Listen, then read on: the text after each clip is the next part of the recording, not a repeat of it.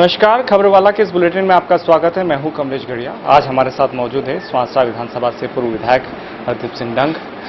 मध्य प्रदेश में सरकार गिरने की अगर चहलकदमी किसी क्षेत्र से शुरू हुई थी तो वह स्वांसरा विधानसभा क्षेत्र थी, जिसके बाद 22 विधायकों के इस्तीफे सामने आए। सिंधिया जी बीजेपी में शामिल हुए और सरकार गिर ही गई। आगामी उपचुनाव नजदीक है, जिसको लेकर के हरदीप जी फिर अपने क्षेत्र में सक्रिय हैं, जनता के पास जा रहे हैं। हम सीधे इनसे चर्चा करेंगे। सर, स्वागत है आपका खबरवाला के बुलेटिन में। क्या नए मुद्दे हैं और क्यों छोड़ना पड़ा? क्या इतना बड़ा फैसला है? मुद्दे और क्यों छोड़ना पड़ा, ये आपके जो जानकारी के माध्यम से बताना चाहता हूँ आपके माध्यम से।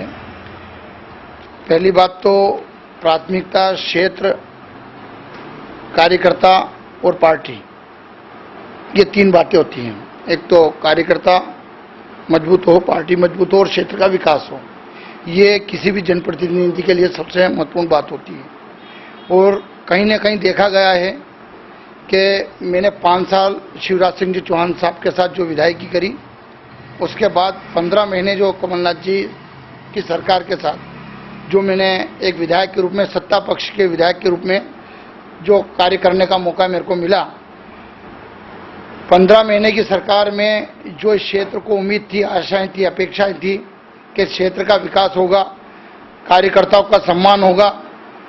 मैं आपके माध्यम से ये बताना चाहता हूं कि मैं 2008 का चुनाव लड़ा, 2013 का लड़ा और 2018 का चुनाव लड़ा। कांग्रेस की तरफ से एक भी कोई बड़ा नेता स्वांसरा विधानसभा में प्रचार करने आज तक नहीं आया। ये क्षेत्र की जनता अच्छी तरह जानती है। कई विधानसभा, पड़ोस की विधानसभा में हेलीकॉप्टर कांग्रेस के उतरे, बड़े नेता आए प्रचार करने। विधानसभा, तीनों विधानसभा चुनाव में एक भी नेता नहीं आता है। 2 बार मैं चुनाव जीतता हूं। एक तो संसदीय क्षेत्र का इकलौता, 28 बीजेपी की थी और एक कांग्रेस की। अभी संसदीय क्षेत्र में इकलौता।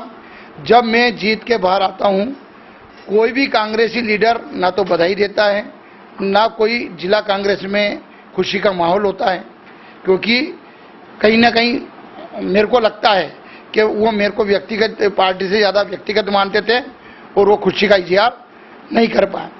15 महीने में जब सरकार बनने का मौका मिला, फोन आता है कि आपको आना है, इस क्षेत्र को प्रतिनिधित्व मिल रहा है।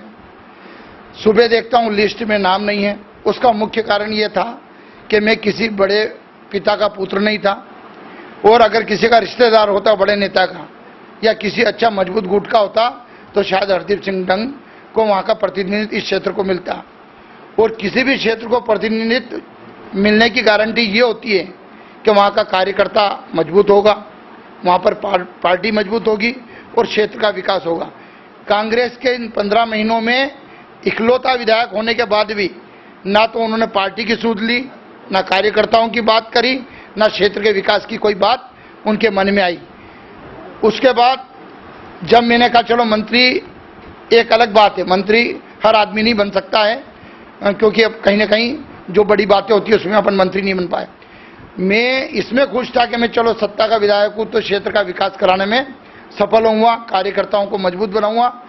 15 महीने में जब मैं वहाँ के हमारे कार्यकर्ताओं के रुकने के लिए जगह मांगता हूँ कि मेरे को यहाँ पर बड़ी जगह दी जाए, और यहाँ पर शिवराज सिंह जी टाइम पे मेरे को 2 कमरे मिले हुए हैं और क्षेत्र के कार्यकर्ता आते हैं, उनको रुकने की, ठहरने की जगह दी जाए। बड़े दुख की बात है कि करोड़पति के नए बच्चे जो पहली बार के विधायक बन के आए, उनको बड़ी जगह रहने के लिए बंगले दे दिए जाते हैं और बड़ी जगह उनके कार्यकर्ताओं को रुकने को दी जाती है। आज भी मेरे को 2 कमरे में जो शिवराज सिंह जी चौहान के टाइम पे दे रखे थे उसी में रहना पड़ता है, और हमारे जो कार्यकर्ता पूरे मंदसौर जिले के आते थे, खाली उसी 2 कमरे में रुकना पड़ता था। चलो आप सुविधा भी नहीं दे रहे हो, कम से कम काम तो करें। मैं आपके माध्यम से कमलनाथ जी को ये बोलना चाहता हूँ, आप भी अगर एक पत्रकार के माध्यम से अगर उनसे एक प्रश्न पूछें तो आप 100% ये प्रश्न पूछना कि 15 महीने में हरदीप सिंह डंग को 15 सेकंड बैठने का टाइम दिया, उसकी बात आपने कभी बिठा के बात सुनी? अगर वो बोलेंगे कि मैंने सुनी तो मैं अपना आप को दोषी मान लूँगा। 15 महीने में 15 से, और उनका निजी स्टाफ, वो हरदीप सिंह डंग को अच्छी तरह जानता है कि दुखी हैं। मैंने 16/2/19 को पहला पत्र दिया, कमलनाथ जी को कि मेरी बात सुनवाई नहीं हो रही है। मैं दिग्विजय सिंह जी के पास गया, मेरी सुनवाई नहीं हो रही है। मैंने जुलाई में फिर लेटर दिया कमलनाथ जी को कि मेरी सुनवाई नहीं हो रही है। मैं दिल्ली जाकर सिंधिया जी से मिला कि मेरी सुनवाई नहीं हो रही है, पर मेरे को तो बाद में मालूम पड़ा कि मेरे से ज़्यादा दुखी वो भी थे। मैं तो दुखी था, पर वो भी मेरे से ज़्यादा दुखी थे। तो कहीं ना कहीं जो क्षेत्र की उपेक्षा हो रही थी और मंदसौर स्तर के जो काम थे वो तो ईश्वर की दया से अधिकारियों से बैठकर बात करके हो जाते थे। बहुत से ऐसे काम होते हैं जो भोपाल से होते हैं, उनकी एक ही शैली थी, खड़े होकर परमानेंट एक डायलेक्ट था। जब भी कोई आवेदन देता था तो खाली एक ही शब्द कहते थे, लेते ही चलो चलो चलो चलो। उनका निजी स्टाफ बोलता था कि हरदीप भाई से बात कर लो, पर कहीं ना कहीं उनको जो सपोर्टर थे उनका अहंकार था कि सरकार नहीं गिरने देंगे। और ये सरकार पे मैं आरोप लगा रहा हूँ, कांग्रेस की जो सरकार थी ये दलालों से घिरी हुई थी। विधायक के लेटर जाते थे तो 2-2, 3-3, 4-4 महीने होते थे, और कोई दलाल किसी विधायक का लेटर ले जाता था तो 5 दिन में काम होके वापस आ जाता था। पिछला चुनाव आपने शिवराज जी की कमियां गिनाई थी और आपको वोट भी मिले और बाकायदा आप जीते थे, तो इस बार क्या नए मुद्दे हैं आपको? मैंने शिवराज सिंह जी चौहान की कभी भी कमी नहीं गिनाई है। सरकार पे जरूर अटैक करा होगा, कुछ बातें होती, कुछ पॉइंट होते हैं। और मैं तो धन्यवाद दूंगा कि विपक्ष में होने के बाद क्षेत्र की जनता को 90 करोड़ रुपए जो मुआवजा बढ़ गया था, मेरी बात मानते हुए वो उन्होंने 90 करोड़ रुपए इस मंदसौर जिले को दिए। शिवराज सिंह जी चौहान साहब के उसमें 1650 करोड़ की सिंचाई योजना, श्यामगढ़ स्वांसरा योजना, वो आज काम चल रहा है। प्रत्येक किसान के खेत पर वो योजना का काम चल रहा है। झांगरिया, नकेड़िया, बाकली, काकड़ सेमली, कोटला माता डैम शिवराज सिंह जी चौहान ने दिए। स्वांसरा, श्यामगढ़ कॉलेज की स्वीकृति उन्होंने दी। सीतामू, श्यामगढ़, स्वांसरा कॉलेज की बिल्डिंग उन्होंने दी। सड़कें उन्होंने दी। रेस्ट हाउस सीतामू उन्होंने दिया। जो मांगा वो दिया। 15 महीने में खाली मैंने कमलनाथ जी से क्यामपुर सीतामू सिंचाई योजना मांगी, सेदरा, करनाली, खंडेरिया, मारू जैसे डैम मैंने उनसे मांगे, सड़कें मांगी। कहीं ना कहीं उन्होंने खाली एक शब्द कहा कि चलो चलो। ये बात लगातार जो मेरे को चुभ रही थी, उपेक्षा हो रही थी, इस बात को आपने हमेशा उपेक्षा होने का आरोप लगाया है, लेकिन कमलनाथ सरकार ये कह रही है कि सरकार गिर गई इसलिए हम वादे पूरे नहीं कर पाए। दूसरी तरफ कांग्रेस आप पर बिकाऊ होने का भी आरोप लगा। बिल्कुल, दो ही अच्छे प्रश्न पूछे आपने कि 15 महीने शासन के बहुत होते हैं। वचन पत्र में गौशाला की जो बात आती, पहली बात बता दूं आपको कि वचन पत्र में गौशालाएं अगर खुली है तो वो हरदीप सिंह डंग की मांग पर पूरे मध्य प्रदेश में गौशालाओं का जो निर्माण हुआ है, और वो भी खाली मेरे को नहीं मिला है, वहाँ पर मलारगढ़ में, गरोट में, भानपुरा में, सब जगह जो गौशालाएं खुली है पूरे मध्य प्रदेश में अभी 10-10, 12-12 गौशालाएं। और रही बात ऋण माफी की बात, ये सबसे महत्वपूर्ण पॉइंट यही है कि इनकी तरफ से कहा जा रहा है कि अगर सरकार नहीं गिरती तो 2 लाख का ऋण माफ हो जाता है। मैं पूछना चाहता हूं कि राहुल गांधी जी ने 10 दिन में कहा कि सरकार आपका ऋण माफ करेगी, और जब ऋण माफी का वादा करा था तो उसमें कोई शर्तें नहीं थी कि हम किसको शामिल करेंगे और किसको शामिल नहीं करेंगे। सरकार बन जाती है तो उसमें शर्तें लगती है कि 31 मार्च पहले वाला भरने वाला किसान इसमें सम्मिलित नहीं होगा। 2 लाख रुपए से ज़्यादा जिसकी राशि है इसको सम्मिलित नहीं करेंगे। जीएसटी बढ़ता है उसको सम्मिलित नहीं करेंगे। जनप्रतिनिधियों को हम सम्मिलित नहीं करेंगे। आधे नाम तो ऐसे ही काट देते हो आप।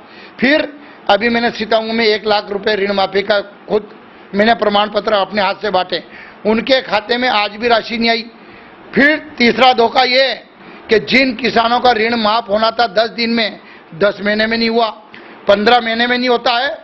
और 2 सबसे बड़े धोखे किए जाते हैं कि उनका मूल तो बाकी रह गया, पर कहीं ना कहीं उनका जो मुआवजा बनता है, आज उनका बीमे की राशि बीमा नहीं हुआ, उनका लेन देन नहीं हो पाया तो उनका बीमा नहीं हो पाया।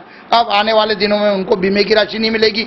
और सबसे बड़ा धोखा एक और कि आप ऋण माफ तो कर देते हो पर उनका ब्याज भी चालू रखते हो।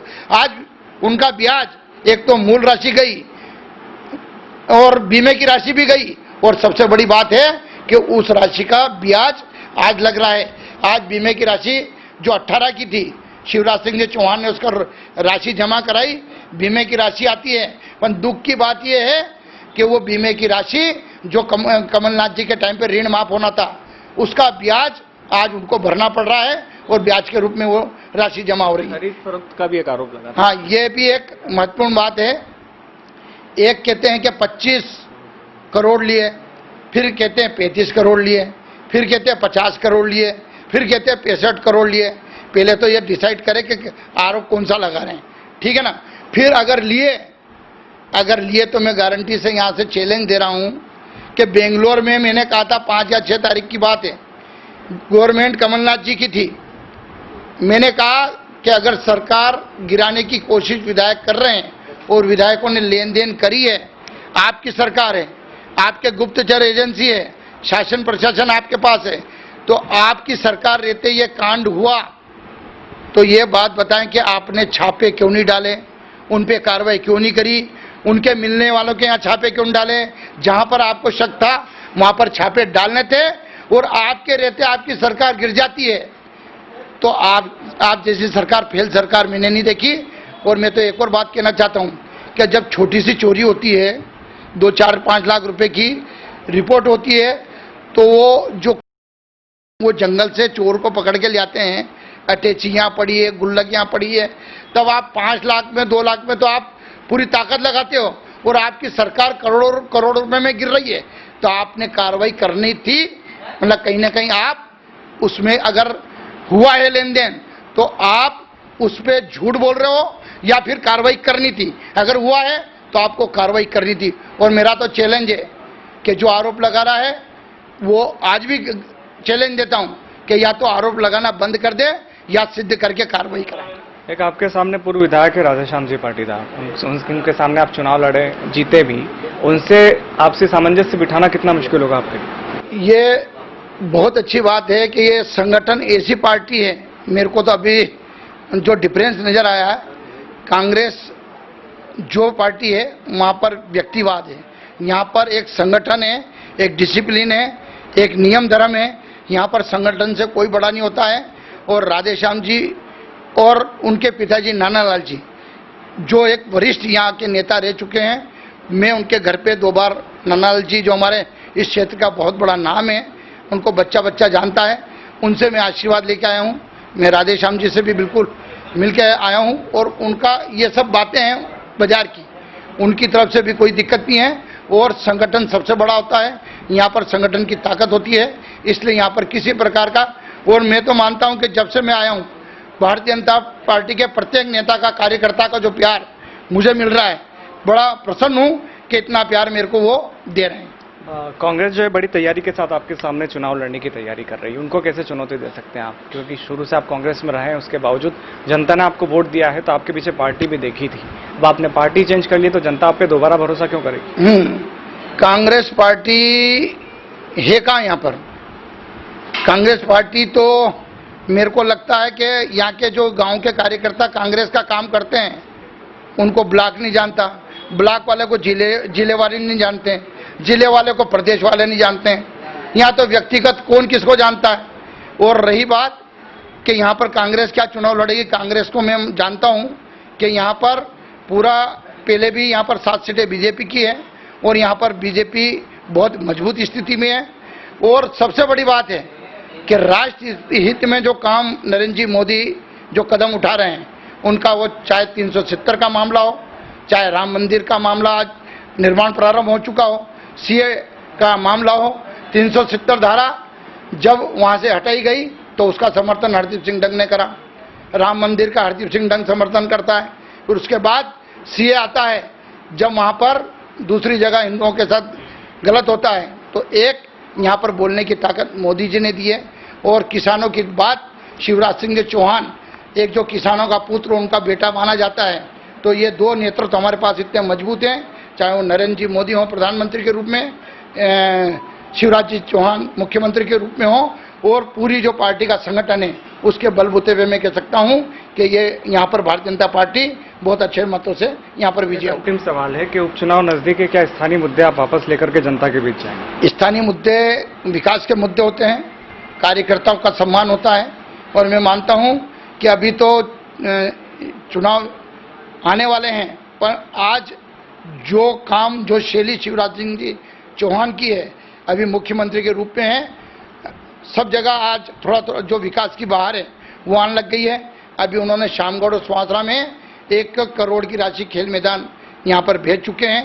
लगातार जो सड़कों की मैंने मांग करी है, डैम की मांग करी है, से वो सब जानकारी ऊपर जाने लगी है। और मुझे विश्वास है कि आने वाले दिनों में सुवासरा विधानसभा चुनाव के पहले और बाद में दोनों टाइम पे जो विकास होगा वो एक ऐतिहासिक विकास होगा। तो ये थे पूर्व विधायक हरदीप सिंह डंग, जिन्होंने उपेक्षा के चलते पार्टी छोड़ी। अब वे दोबारा से उपचुनाव में तैयारी में लगे हैं, जनता के पास जा रहे हैं और वही पुरानी बातें दोहरा रहे हैं। खबरवाला में लगातार आप जुड़े रहिए और हमारी ताज़ा तरीन खबरों को देखें। चैनल को सब्सक्राइब जरूर करें।